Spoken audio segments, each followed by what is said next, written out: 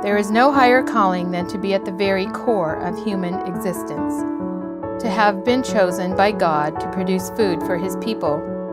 We all eat, we must eat. First and foremost, we must eat to exist. We all depend on agriculture.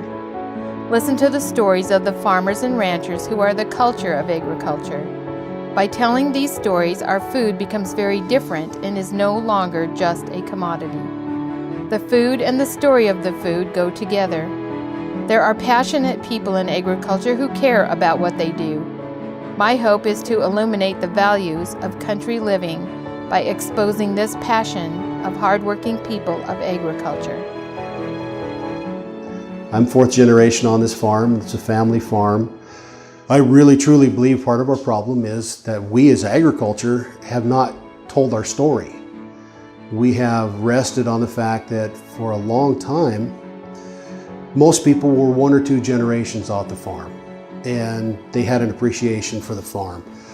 All of a sudden, we are 5, 6 generations off the farm, and these people will trust Microsoft to build them a computer. They'll trust General Motors to make them a car, but man, I don't know about that farmer. There's something a bit shady about him. It's like, that's not the internet's fault. That's us.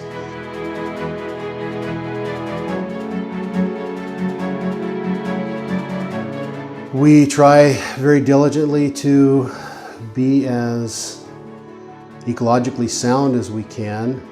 I'm eating the same produce. I'm eating the same food.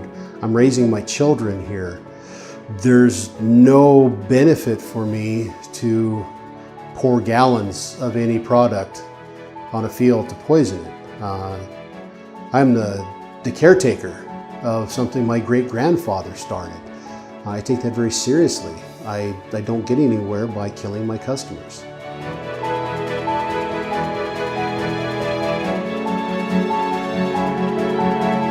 We're an organic, certified 100% grass-fed dairy and creamery, supplying milk and dairy products to the entire Seattle area, Spokane, Tri-Cities, Walla Walla, Moses Lake, sticking just as close to home as we possibly can with our products.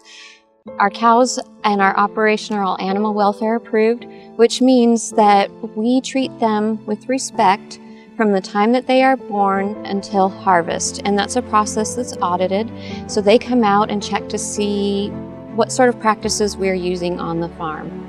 So I think we're in an interesting time in the dairy industry where we're seeing a lot of milk alternatives, which, I think they've glommed onto that to some degree because they recognize that milk is an important product, it's full of nutrients, and so, they've really taken that and run with that from a marketing standpoint. Recognizing that you have choices in the dairy aisle that are still cow's milk, because Washington's a very progressive state when it comes to dairy. We've got regional dairies, we've got some larger processors, some really good co-ops here, and some really good farmers that are producing a quality product. We are a processed potato grower with our main focus on producing high quality French fries to mostly get exported. Along with potatoes, we grow sweet corn, wheat, barley, beans, peas, alfalfa, asparagus, and bluegrass seed. But potatoes are definitely our main focus, and we put a lot of time and effort into growing potatoes. The biggest thing I think the general consumer doesn't understand about what farmers do out here is we are really striving to produce high quality food for them to use every day. It's not only for the people out there to use, but it's also our families. Everything that we're doing here, our families are involved. It's the same thing that we eat every day. It's everything that is involved in what we do. We know what the end result of that's going to be and how it's used because we are also consumers of the very product we use. And also we're doing this for generations down the road. This isn't necessarily a one-year deal and we're not trying to come and take as much as we can off the ground. We are looking for our children and grandchildren to also be farming also on the same ground, and we are trying to return as much back into the ground to have a secure future for them also.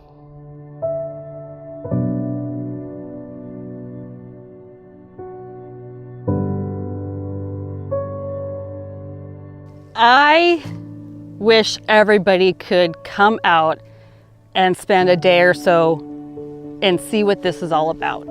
I think consumers, innocently perhaps, but think that food comes from a grocery store. I mean, they realize that there's farmers out there and whatnot, but it's they're so far removed from their food source that it's easy to lay judgment, and there's so much misconceptions out there about how much money farmers make, how much chemicals we're spraying on our fields. We want to have as low inputs as we can, and that's minimized by controlling how much we're putting on our fields.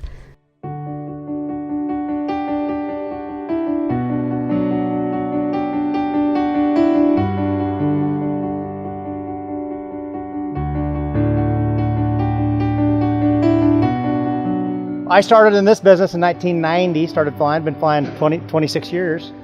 It may look easy when you go to the grocery store and pick up this beautiful produce, but it took a lot to go from a seed all the way to your table. It took a long time to get from A to B and all the planning that takes place.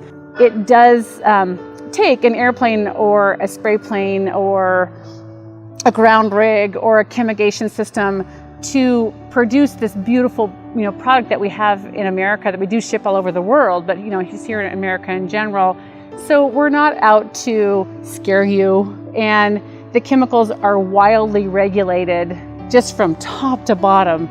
They are highly, highly regulated, and they're safe. If they weren't safe, we wouldn't be here. I would like to see people not be so scared of the chemophobia. People hear a chemical or a crop protection product, they're instantly alerted. I mean, these chemicals have gone through millions and millions of dollars of testing to get approved, and they know how much can be put on when and how far apart and what's safe and what's not safe. So, and that's our mainstream media just putting the scare into people. And I wish people would realize how safe it really is.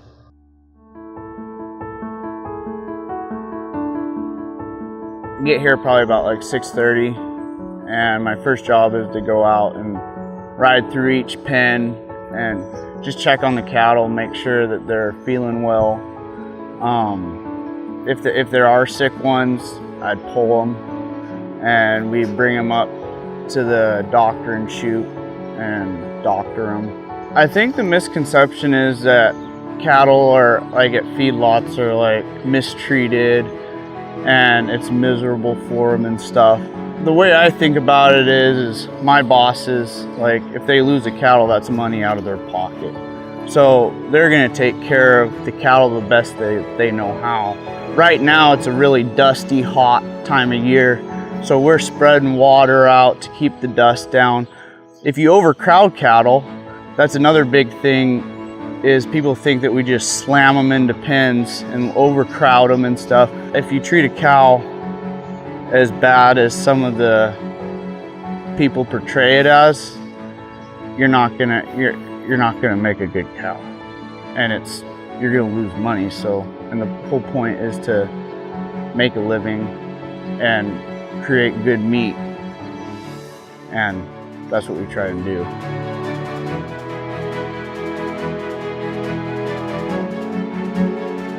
My varieties I have, this is one of the black of the Syrah.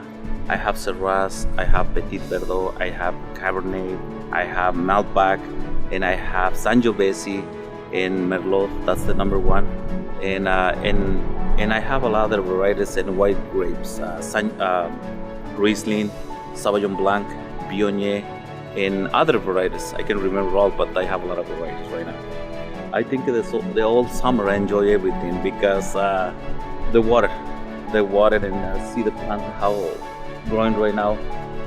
The best part is right now when the fruit are, when everything is clean, when I have any problem with the pests, something like that. Yeah, so, but I enjoy. Right here I harvest by hand. I'm hiring a lot of people to pick in with bucket and put in all clean fruit because this winery is for quality. This winery and this vineyard I pick by hand with the people. So that's what I'm doing right here. The quality is in the fruit.